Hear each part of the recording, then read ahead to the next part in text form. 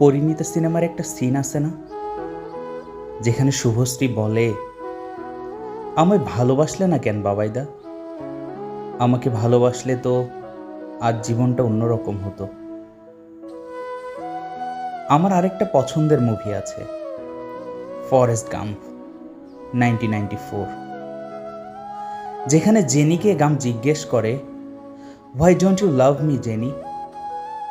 I am not a smart man, but I know what love is.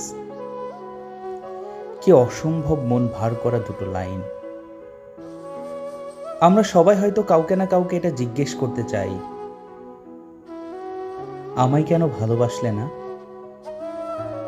কিন্তু আমরা কেউই জিজ্ঞেস করতে পারি না, কাউকেই জিজ্ঞেস করা যায় না।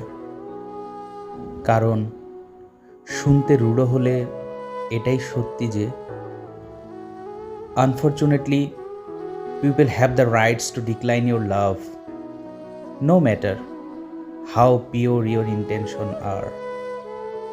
You are not what they want, তাই নয় কি?